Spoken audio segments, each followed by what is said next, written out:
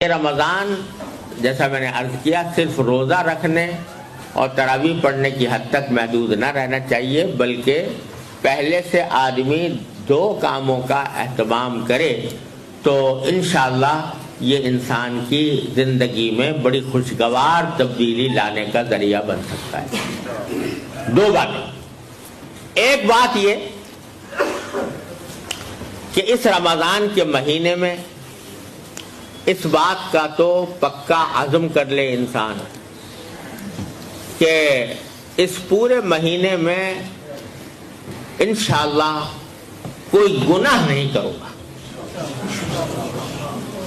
ورنہ آپ سوچئے کہ رمضان کے مہینے میں آدمی نے اللہ تعالیٰ کے حکم کی خاطر کھانا چھوڑ دیا، پانی چھوڑ دیا۔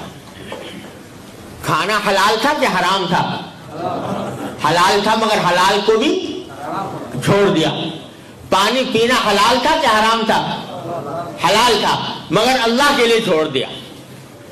جو چیزیں پہلے ہی سے حرام ہیں، جو روزے میں یا غیر روزے میں دونوں میں حرام ہیں، اگر وہ نہ چھوڑی تو پھر وہ روزہ کس کام کیسا ہوا؟ مثلا جھوٹ بولنا حرام تھا، جھوٹ بولنا روزے میں نہ چھوڑا۔ غیبت کرنا حرام تھا، غیبت کرنا روزے میں نہ چھوڑا۔ کسی کے اوپر نامحرم پر لذت لینے کی نگاہ غرض سے نگاہ ڈالنا حرام تھا، وہ نہ چھوڑا۔ کسی کو لڑائی کرنا، جھگڑا کرنا، دوسرے کو تکلیف پہنچانا عام حالات میں بھی حرام تھا، وہ نہ چھوڑا۔ تو بھائی جو حلال چیزیں تھیں وہ تو چھوڑ دی رمضان میں، لیکن جو پہلے ہی سے حرام تھی وہ نہ چھوڑی، تو یہ کیسا روزہ ہوا؟ اس سے تقوی کیسے حاصل ہوگا؟ تو تقوی اس وقت حاصل ہوگا جبکہ حلال چیزیں تو چھوڑی ہیں، حرام چیزیں بھی چھوڑو۔ اس بات کا عزم کرو کہ کم از کم اس رمضان کے مہینے میں آنکھ غلط جگہ نہیں جائے گی، زبان کوئی غلط بات نہیں بولے گی، کان کوئی غلط بات نہیں سنیں گے، اور منہ میں کوئی حرام لقمہ نہیں جائے گا۔ یہ کیا بات ہوئی کہ سارا دن تو روزہ رکھا اور افطار کیا حرام غذا سے، ایسے آمدنی سے جو حرام تھی اس سے افطار کیا، دھوکہ دے کر فرض کرو کمائی حاصل کی، وہ حرام۔ سود کھا کر کمائی حاصل کی، وہ حرام۔ قمار کے ذریعے حاصل کی یا اور کسی غیر شرعی طریقے پر حاصل کی، وہ حرام۔ تو روزہ تو رکھا سارا دن اور افطار کیا حرام سے، تو وہ کیسا روزہ ہوا؟ اس سے کیسے تقوی پیدا ہوگا؟ لہذا اس بات کا اہتمام کرو کہ اللہ تعالی ہم سب کو اس کی اپنے فضل و کرم سے توفیق عطا فرمائے۔ رمضان کا مہینہ اس طرح گزرے گا کہ کوئی گناہ نہیں ہوگا،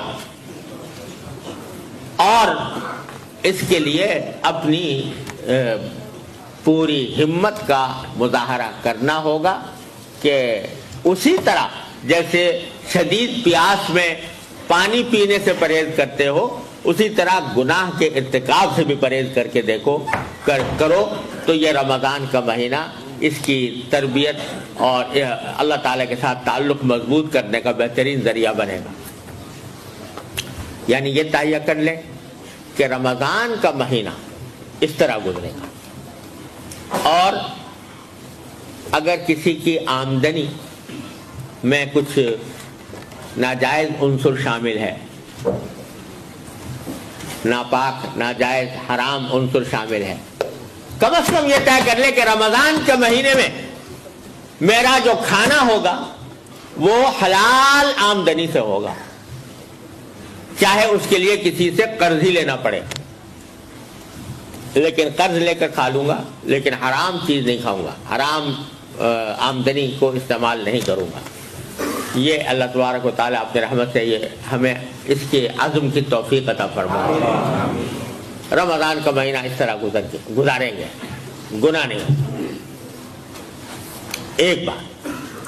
دوسری بات یہ کہ رمضان کا مہینہ در حقیقت اس لیے آتا ہے تاکہ ہمارا اللہ تعالیٰ کے ساتھ جو تعلق دنیاوی مشاغل کی وجہ سے ڈسٹرب ہو گیا ہے اس کو بحال کیا جائے، اس کو ریسٹور کیا جائے اور اس کو بہتر طریقے پر اس کے اندر ترقی پیدا کی جائے۔ اس کے لیے دوسرا کام یہ ہے کہ نفلی عبادتیں جو فرض نہیں ہیں، واجب نہیں ہیں، لیکن نفلی عبادتیں عام دنوں سے زیادہ کی جائیں۔ مثلا قرآن کریم کی تلاوت یہ بہترین عبادت ہے، وہ جتنی زیادہ سے زیادہ قرآن کی تلاوت ہو سکے وہ کی جائے۔ اسی طرح بہت سی نفلی نمازیں ایسی ہیں جو عام دنوں میں پڑھنے کی توفیق نہیں ہوتی، تہجد پڑھنے کا موقع نہیں ملتا، لیکن اس وقت رمضان کے اندر یہ طے کر لیں کہ رمضان میں ہم تہجد کا بھی اہتمام کریں، یعنی اس میں آدمی سحری کھانے کے لیے تو اٹھتا ہی ہے نا، تو تھوڑا سا پہلے اٹھ جائے اور کچھ تہجد کی رکعتیں تہجد کی نیت سے پڑھ لے۔ اشراق تو اوابین یہ جو نفلی نمازیں ہیں ان کا عام دنوں میں اہتمام نہیں ہوتا، تو آدمی یہ سوچ لے کہ میں اس میں زیادہ اہتمام کروں گا۔ تو دو باتیں ہو گئی، ایک گناہوں سے بچنے کا اہتمام، دوسرا نفلی عبادتوں کی کثرت جن میں قرآن کریم کی تلاوت سرے پیری سے جتنا زیادہ ہو سکے۔ حدیث میں رسول کریم صلی اللہ علیہ وسلم کا معمول یہ آیا ہے کہ ہر رمضان میں حضرت جبریل امین علیہ السلام آ کر قرآن کریم کا دور کیا کرتے تھے حضور اقدس صلی اللہ علیہ وسلم، اور جس سال آپ کی وفات ہوئی تو 2 مرتبہ دور کیا اس سال، تو اور پھر بزرگوں کا معمول شروع سے چلا تھا۔ قرآن کریم کو رمضان سے خاص نسبت ہے، تو بزرگوں کا معمول شروع سے چلا آتا ہے کہ رمضان کے مہینے میں قرآن کریم کی تلاوت کی مقدار اپنی معمول کی مقدار سے بہت بڑھا دی جاتی ہے، بڑھا کر تلاوت کرتے ہیں۔ تو یہ نفل عبادتوں کا اہتمام، گناہوں سے بچنا اور نفل عبادتوں کا اہتمام، یہ 2 باتیں، لیکن یہ اس وقت ہوں گی کہ رمضان کے آنے سے پہلے ابھی سے انسان رمضان کے لیے کچھ پلاننگ کرے، یعنی ایسی پلاننگ کرے کہ جس میں اس کو اس بات کا کے لیے اہتمام کرے کہ مجھے رمضان میں ان کاموں کے لیے زیادہ وقت ملے، اپنی دوسری مصروفیات کو جتنا کم کر سکے بغیر کسی کا حق مارے ہوئے، اگر جتنا کم کر سکتا ہے اس کو کم کرے اور نفلی عبادتوں کے اوقات کو بڑھائے اور گناہوں سے بچنے کا اہتمام کرے۔ جو مواقع ہوتے ہیں گناہوں میں مبتلا ہونے کے، ان مواقع پر جانے سے پرہیز کرے اور پہلے سے اس کا منصوبہ بنائے کہ رمضان کے مہینے میں اپنے شب و روز کے معمولات، میرے دن رات کے معمولات کس طرح ہوں گے، پہلے سے یہ پلاننگ کریں۔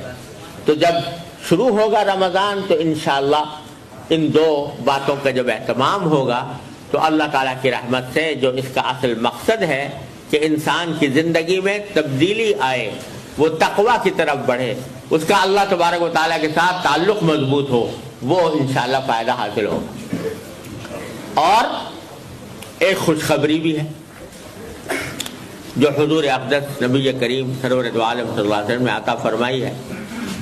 خوشخبری یہ عطا فرمائی ہے کہ آپ نے فرمایا کہ من سلم لہ رمضان سلمت لہ السنہ، یعنی جس شخص کا رمضان سلامتی سے گزر جائے اس کا پورا سال سلامتی سے گزرے گا۔ یہ سرکار دو عالم صلی اللہ علیہ وسلم کا وعدہ ہی نہیں ہے، بشارت ہے، خوشخبری ہے کہ رمضان سلامتی سے گزر گیا تو انشاءاللہ سارا سال سلامتی سے گزرے۔ تو اگر ہم نے اس کا اہتمام کر لیا کہ یہ رمضان جو آ رہا ہے اس میں ہم ان باتوں کا اہتمام کرتے ہوئے اور اس کو سلامتی کے ساتھ گزار دیں، گناہوں سے بچ کر گزار دیں، اللہ تعالیٰ کے ساتھ تعلق کو مضبوط کر کے گزار دیں، تو اللہ تعالیٰ کی رحمت سے امید ہے، سرکار دو عالم صلی اللہ علیہ وسلم کی خوشخبری ہے کہ انشاءاللہ آئندہ سال بھی اسی سلامتی کے ساتھ گزرے گا. اللہ تعالیٰ اس کی توفیق عطا فرمائے. دیکھو یہ بعض اوقات انسان کی زندگی میں انقلاب اس طرح آ جاتا ہے کہ ایک چھوٹا سا نقطہ انسان کی پوری زندگی بدل دیتا ہے. یہ اللہ تعالیٰ کی طرف سے اس کا کرم ہوتا ہے. اللہ یجتبی الیہ من یشاء ویہدی الیہ من ینیب. اللہ تعالیٰ نے وعدہ فرمایا اللہ تعالیٰ اپنی طرف کھینچ لیتے ہیں جس کو چاہتے ہیں, اور جو اللہ تعالیٰ کی طرف رجوع کرتا ہے اس کو اپنی طرف ہدایت عطا فرماتا ہے. تو میرے شیخ حضرت عارفی قدس اللہ تعالیٰ سرہ, اللہ تعالیٰ ان کے درجات بلند فرمائے, وہ ایک بڑی تسلی کی بات فرمایا کرتے تھے جس سے بڑی تسلی ہوتی ہے. علماء حضرات موجود ہیں, وہ اس کا صحیح لطف محسوس کریں گے. وہ فرماتے تھے کہ اللہ یجتبی الیہ من یشاء, اس میں یشاء کی ضمیر جو ہے تو وہ بظاہر اللہ تعالیٰ کی طرف راجع ہے کہ اللہ تعالیٰ اپنی طرف کھینچ لیتا ہے جس کو چاہتا ہے. حضرت فرماتے ہیں کہ اس میں ایک احتمال یہ بھی ہے کہ یشاء کی ضمیر من کی طرف راجع ہے, یعنی اللہ تعالیٰ کھینچ لیتے ہیں اپنی طرف اس کو جو کھینچنا چاہے. اللہ یجتبی الیہ من یشاء, یعنی جو چاہے کہ مجھے اللہ تعالیٰ کھینچ لے, اللہ اس کو بھی کھینچ لیتے ہیں اپنی طرف. ہاں جو کھینچنا ہی نہ چاہے تو پھر اس کا تو کوئی علاج نہیں, لیکن جو کھینچنا چاہتا ہو کہ اللہ تعالیٰ مجھے کھینچ لے, اس کو اللہ تعالیٰ کھینچ لے. تو اس کے معنی کیا ہوئے کہ اگر ہم چاہیں گے کہ اللہ تعالیٰ ہمیں اپنی طرف کھینچ لے تو اللہ تعالیٰ کھینچ لیں گے. اور چاہنے کا مطلب یہ ہے, اللہ کے کھینچنے کا چاہنے کا مطلب یہ ہے کہ قدم بڑھاؤ, ارادہ کرو, ہمت کو تازہ کرو, عزم کو تازہ کرو, اور ایک قدم بڑھا دو. ایک قدم بڑھا دو گے, اللہ تعالیٰ فرماتے ہیں جو میری طرف ایک قدم بڑھ کر آتا ہے میں اس کی طرف 2 قدم بڑھ کے جاتا ہوں. جو میری طرف ایک بالش آتا ہے میں 1 ہاتھ اس کے آگے جاتا ہوں. جو 1 ہاتھ میرے پاس آتا ہے تو میں 2 ہاتھ اس کے آگے جاتا ہوں. اللہ تعالیٰ کا یہ حکم ہے, الذین جاہدوا فینا لنہدینہم سبلنا. جو ہمارے راستے میں کوشش کرتے ہیں ہم ان کو پکڑ کر اپنے راستے پر لے جاتے ہیں. یہ اللہ تبارک و تعالیٰ کا وعدہ ہے, معمولی بات نہیں ہے. ایک جب بچہ ہوتا ہے وہ شروع میں جب چلنا سیکھتا ہے تو چلنا نہیں آتا, ماں باپ اس کو چلانے کی عادت ڈالنا چاہتے ہیں. تو ابھی وہ کھڑا ہونا سیکھا ہے, اس نے چلنا نہیں سیکھا, تو ماں باپ اس کو بلاتے ہیں آؤ, اور وہ ڈرتا ہے آتے ہوئے. اگر آئے گا آگے بڑھے گا تو 1 آدھ قدم بڑھا کر گرنے لگتا ہے, لیکن باپ گرنے نہیں دیتا. جب 1 قدم بڑھاتا ہے تو باپ اس کو گود میں اٹھا کر اس کو گرنے سے روک لیتا ہے. جو شخص اللہ جل جلالہ کی طرف بڑھتا ہے تو اللہ تعالیٰ اس کو گرنے نہیں دیتا, اللہ تعالیٰ گرنے نہیں دیتے, اس کو اٹھا لیتے. اور جب باپ ایسا کرتا ہے تو اللہ جل جلالہ کی رحمت و شفقت تو باپ سے کہیں زیادہ. لہذا گھبراؤ نہیں, مایوس نہ ہو, اپنے حالات کا جائزہ جب لیتے ہو تو اس میں مایوسی کو راہ نہ دو. اللہ تعالیٰ نے توبہ کا دروازہ کھول رکھا ہے. جب کبھی گرنے لگو اللہ تبارک و تعالیٰ کو پکارو, یا اللہ میں گرنے لگا ہوں مجھے سنبھال لیجیے, اللہ تعالیٰ سنبھال لے.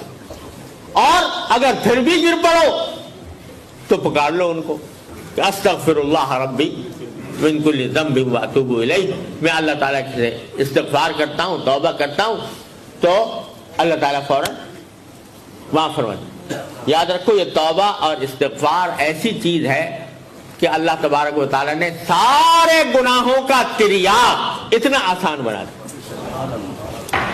شیطان کو اللہ تعالیٰ نے بے شک پیدا کیا اور انسان کے دل میں نفس بھی رکھ دیا، رفتانی خواہشات بھی رکھ دی جو انسان کو گناہوں کی طرف لے جاتی ہیں.